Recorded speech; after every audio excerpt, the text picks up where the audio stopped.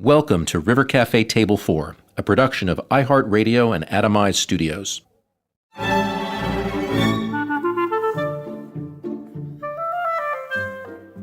My favorite line in this conversation is when Austin Butler refers to his and my relationship as family. Austin arrived here from filming Baz Luhrmann's movie Elvis, playing Elvis himself. London was just out of COVID lockdown, and needing an immediate tradition, we decided to have dinner at my home every Sunday night with the same small group of friends. Austin would turn up early and cook with me, and this is what we did every Sunday for 39 weeks. Austin is a brilliant actor, a beautiful singer, a poet, and a true friend. And Austin is my family.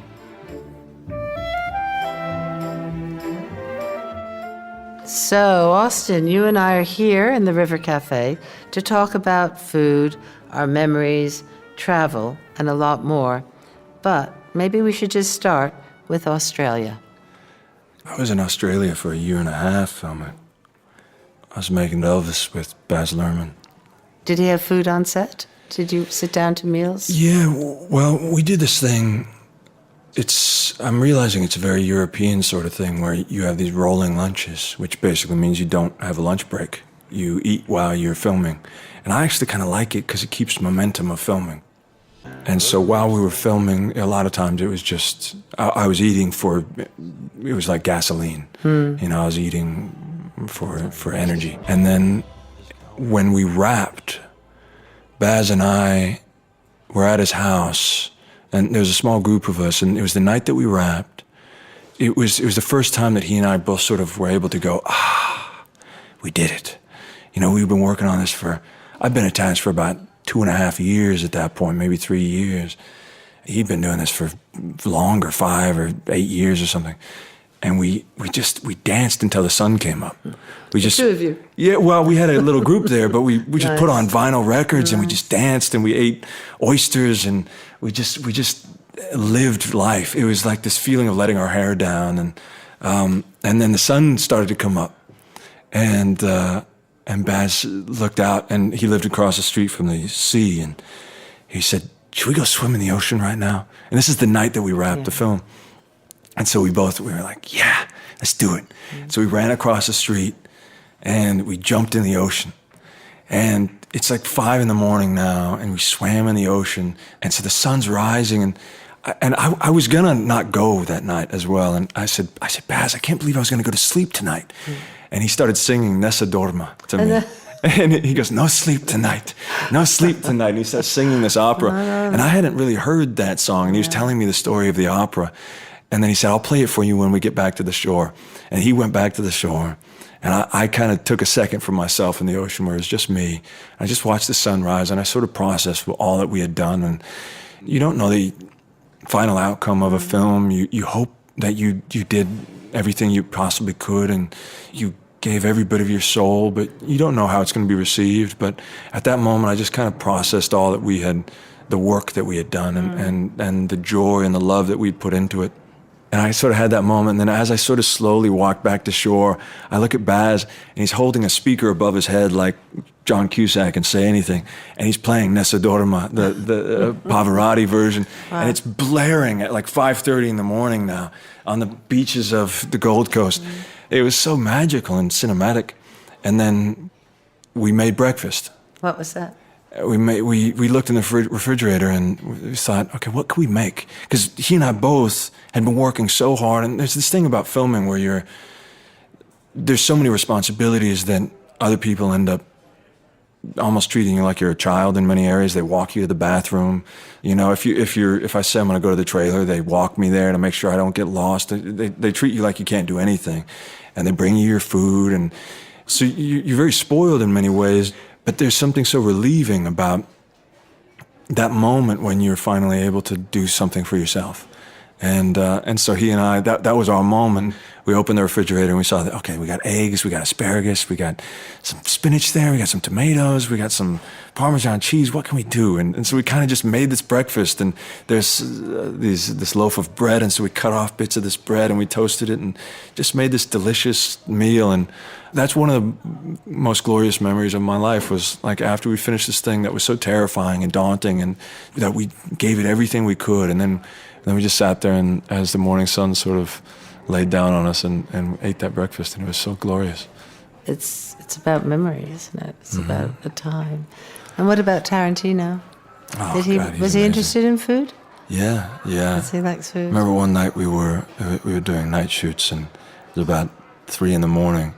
He had this amazing crepe maker come and make crepes, and we were eating these amazing crepes, and he said, Austin, you know, my thing is, I want to give everybody such a good experience on this job that their next job sucks. And it was such a wonderful thing. So every night there would be some new food thing that he would organize. So you just had this thing to look forward to. And the other thing that he did was, after every 100 rolls of film, which, believe it or not, this was the first time I had shot anything on film. Because everything since I grew up was on digital, essentially, with every person that I'd worked with. And so that was really special, just hearing the sound of the film going through the camera when you're sitting in the car. But every 100 rolls of film, you'd throw a party. And it would have a theme, so you'd have, you know, grappa would come out, and so everybody, and they'd be singing these songs, or margaritas would come out, and he'd have a mariachi band, so every 100 rolls, whether it be 10 in the morning or, you know, 3 in the morning. It was something to look forward to. I think that does actually give people a kind of commitment to the person you're working for. Yeah. You know that they're taking care of, you know, they're thinking about you. They're recognizing that you're working hard and that you want to give them something back. It means a lot, doesn't it? Yeah. When you lived by yourself, you once told me that you chose a house in Los Angeles because it had a pizza oven. Oh, that was great. What was that like? Yeah. There's this beautiful house that had belonged to Gary Oldman before, and he had built a pizza oven. And I became obsessed with learning how to make the perfect fire in this pizza oven, the specific type of wood, and exactly how to lay it. And I got one of those laser temperature gauges so I could make it 1,000 degrees, and learned how to make the pizza sauce and the dough and everything. And it was actually Christmas that I made the most pizzas, I think. And the first couple kind of came out rough, and then I started to get really into the zone of it. And it was amazing to me how fast you could cook a pizza. Yeah, in that heat. In that heat, 30 seconds or 45 seconds, you could cook a whole pizza. Yeah, so I cooked pizzas for my whole family, and it was such a great experience, just getting to feed them, and the special thing of all kind of being around the fire, and we had this table out there, and it sort of looked like the secret garden as well in this backyard, and cooked all these pizzas, and then I started getting into other things. I thought, what else can I cook in this fire? And there's a restaurant in LA called Pache that is in Laurel Canyon that makes this salmon on a cedar plank. And so I thought, I want to learn how to make that. And so I ended up getting these cedar planks and soaking them in water and putting the salmon on top and seasoning it and sticking it in the wood fire. Did you put it in the wood oven? It came out so incredibly. This is something solitary. Like when I talked to Michael Caine, he said that he loved to write a book. He liked to garden, and he liked to cook, because doing a movie, you are surrounded by hundreds of people. You're surrounded, whatever you're doing, you just described being walked to the bathroom or trying to find your trail. There's always someone around, and that he chose 3 solitary things that you can do on your own. Yeah. And so it sounds like maybe that cooking was something that you could do without Absolutely. a crew. It makes you feel know? self-sufficient. Yeah, and also giving back to the people that you want to feed. Absolutely. It becomes my love language in a way. I cook so much for the people around me. I'll look into their eyes when they're eating it and try to see if they love it as much as they say they do, and I'll try to figure out ways of making it better. And it sounds, the way you're talking about it, like a performance. Yeah. You know, do you think there are parallels between acting or performing or singing and cooking, looking into people's eyes and seeing how they are responding to your performance. Absolutely. Grilled white peaches with amaretto. Serve 6. 6 ripe white peaches, 1 vanilla pod, 2 tablespoons castor sugar, 120 milliliters amaretto. Preheat oven to 190 degrees Celsius. Heat a grill pan until very hot. Cut each peach in half and remove the stone.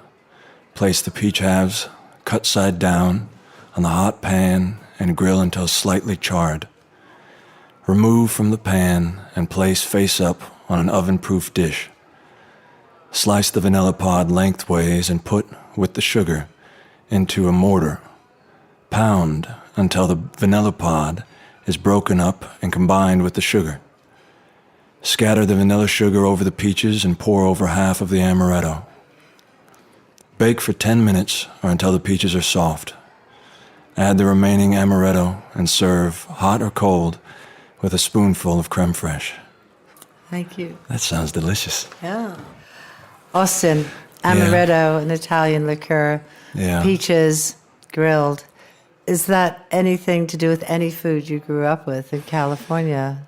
Yeah, so I was born in Anaheim, right near Disneyland, and we used to have trees in the backyard that it wasn't, we didn't have peaches, but we had grapefruit trees and we had an orange tree in the backyard, and so like the smell of fresh fruit. I remember my mom picking it and us having this fresh fruit in the kitchen and these lemons and grapefruit, and so that's sort of what that made me think of.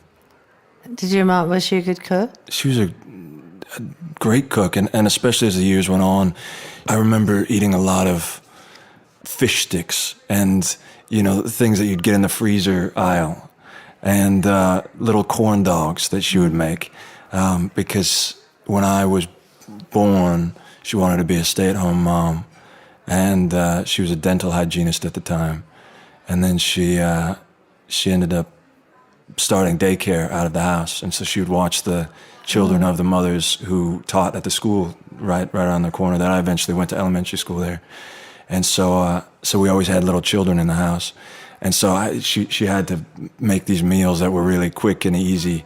So as a kid, I just remember eating those and tuna fish sandwiches and peanut butter and jelly sandwiches, and so nothing really gourmet at all. And then as the years went on, she became vegetarian, and then she became vegan, and then she got really into making special things with portobello mushrooms and bell peppers stuffed with couscous or things like that. So she got a little bit more into it later on. But when I was growing up, it wasn't extremely healthy in the house. It was kind of efficient meals. And but she's probably working so hard. She was working so much, and there was 12 kids in the house sometimes, and all different ages. And when I started going to elementary school, we lived around the corner from that same school, and I would walk home every lunch, and she'd have a peanut butter and jelly sandwich waiting for me, and we'd watch this home decorating show called Surprise by Design. Okay. And then we'd come up with things that we were going to do around the house, and so we'd lay a brick path in the backyard or plant little flowers or that sort of thing. We'd get inspired by this show.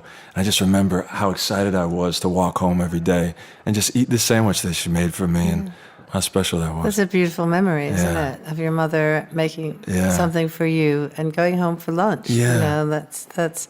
Would you have dinner as well? Would you all sit down to dinner, or was that? Well, my parents divorced when I was 7, and a lot of my memories go back to that time because it was when sort of the stability of family split up, and my dad moved into this person that he worked with. He moved into their garage, and they had sort of a converted garage, and we had a tiny little miniature fridge, and that was where we kept all our groceries, and we had air mattresses that we slept on, and we'd put them down at night, and then we'd put them up, and we'd put down a table during the day, and so it was this one room that was our entire house, and it was just this old garage, and there was a treadmill in the corner that was their old treadmill, and we would make food there, and so we shared their kitchen, but other than that, we had sort of just this one room.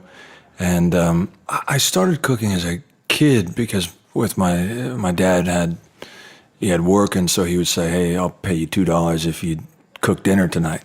And so as a way that I could stock up money as a kid was cooking dinner. And there was like 3 staple things maybe, and one of the main ones that I remember is burritos. We'd make Denison's chili bean burritos, which is this can of beans with some sour cream and cheese. And I haven't eaten one of those in years, but we used to eat that every night. And then a special occasion would be getting a $5 pizza from down the road or something like that. So that was like the idea of a fancy meal was ordering a pizza out when I was a kid, which I think then years later coming to a place like your restaurant here, or going to French Laundry for the first time or something like that was so. I felt so out of my element in a way when I first started going to really nice restaurants because, $5 sounded like a lot for a meal when I was a kid. Would you do the shopping, or would he order out? We'd usually go to Costco when I was a kid. Yeah. And we'd get food in bulk and then and make meals out of that. And then at a certain point, I think when I moved out when I was 17, and I started wanting to learn how to make food and wanting to know how flavors fit together. And I started making some money, and so I started trying restaurants in LA, and then I worked in New York for the first time, and that was really eye-opening because getting to try great little Italian restaurants. And I remember going to Roberta's for the first time, which is this restaurant in Brooklyn that a friend of mine who owned all these restaurants in LA, he said, "This is the restaurant that made me want to open a restaurant." And so going to Roberta's and trying their, and it feels a lot like here where you feel like you're home. You enter, and I realize I have a lot of instability in my life. There hasn't been a lot of continuity in many areas of my life since I was young, just because I travel a lot, and even the nature of doing a film or a TV show, you sort of make a family of the entire crew, and then it splits up. And through therapy, I sort of realized that I was almost like reliving my childhood of my parents getting divorced for many years of making a family, and then it splits up, and you make a family and it splits up. And so I'd seek out ways of having stability and consistency. And most of that for me while on location, whether I was in Vancouver or New Zealand or Australia or here in London or wherever I was, I would find restaurants that became my second home. And I'd get to the point where I'd go there every day, and the staff then knew me and I knew them, and suddenly it felt like there was this thing that was separate from my work that felt like home. Yeah. Even if I've woken up with anxiety, or if I feel sad, or I feel overwhelmed, I go to a restaurant. And I think what you've created here is so beautiful because I feel it here as well. I'll come here with a book, and and I get to see you, and I get to read, and I know the people who work here, and that goes even deeper because you and I have a family relationship beyond that. I think I always say that in an irregular world, we do need regular things. Yeah. And I think even if we have, your life, the way you describe it is very moving and very honest and a revelation of who you are. But I think that even if you have a consistency and you have those foundations and you have that life, it's still, we seek out, you talk to people about the Sunday lunch, people going home for Sunday lunch, or Friday night supper, or Christmas. The Christmas lunch has to be the same every year. And so food does mean that, doesn't it? It gives you a sense of stability. And I always wanted a restaurant to feel like home, that is a place. I'm always amazed that people will come to a restaurant even if they've had a really bad day, or something bad has happened. Sometimes we need it on those days the most. Yeah, that you come. This morning I could hardly leave the house. I just felt anxious for some reason. Yeah. And then I just said, I just got to get to the cafe. Yeah. And once you get there, then suddenly there's life around you, and it sort of buzzes, and you feel humanity wash over you, and things that are happening outside of your own experience and then you eat delicious food, and that really helps. Did you eat pizzas in Italy when you went on that trip? You told me Yeah. that you took a road trip. Yeah, I ate a lot of pizza there. Where did you So start? we took this. One of the best trips I've ever taken was this. I spent a month just road tripping through Italy. What year was And that? that was probably 4 Before- years ago or before something like that. Elvis. It was before Elvis. And we started in Milan, drove from Milan to the coast, and went to Portofino first.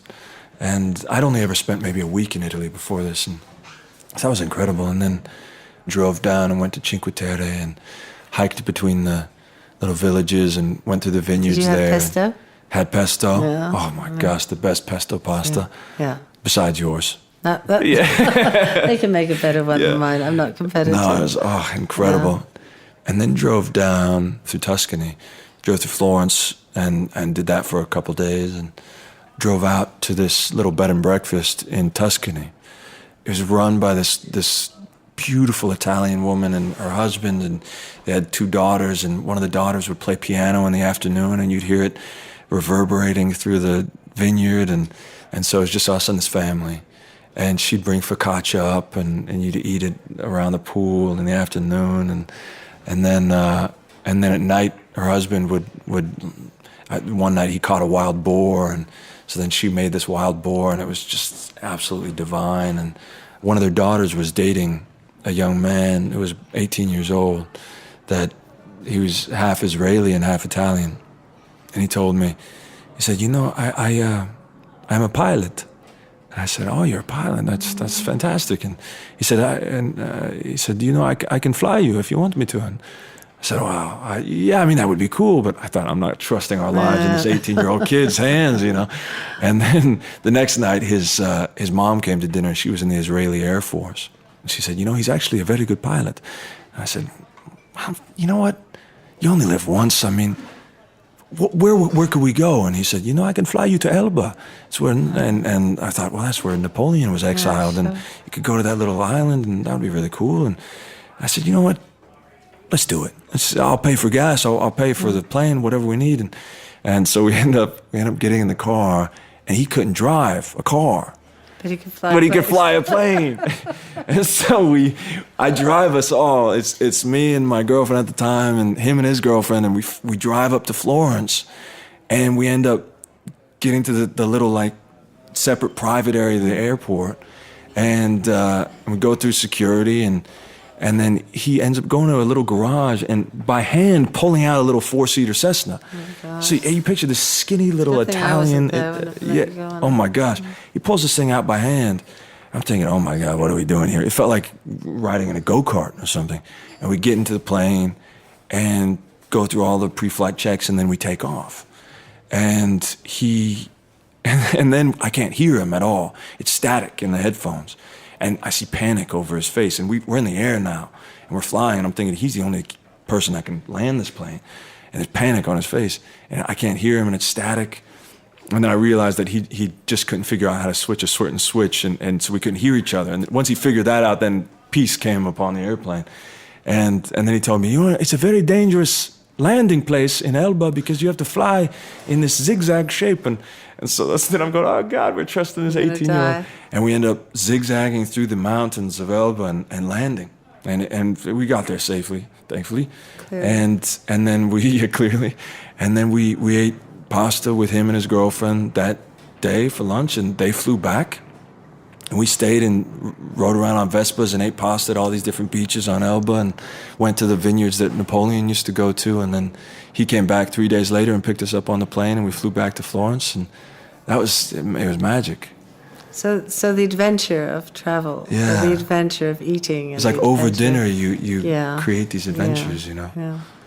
The culture of a country is so taken through its food, and very often, we meet somebody who comes back from a country, and we don't ask what museum they went to or, what gallery they saw, what church. Well, we do, but this also tells you so much by them saying, as you've just described, the food that they ate and the culture of the dinners or the shooting a boar or catching a fish, or it's as exciting as getting on a plane.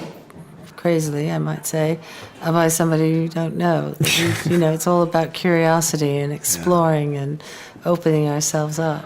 And so if we think about, we've talked about food as memory, the food that you've had at sets and traveling and working, and the food that connects us all, I suppose. It connects our memories, it connects each other.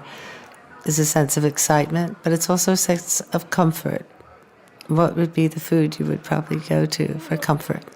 I've been away from home for a long time, and as well as the fact that my mother's no longer here. She passed away when I was 23, and I almost hadn't put it into conscious thought, but I often will, after a big week, or if I'm feeling really overwhelmed, I'll make a peanut butter and jelly sandwich, and that becomes my thing. I made one the other day, and it's just that comforting sensation. So that's one of my go-to comfort foods for sure. Well, I'll see you for cards on Sunday night. I'll see you for my cards. dice partner. Yeah, I'll see you then. Austin. Thank you.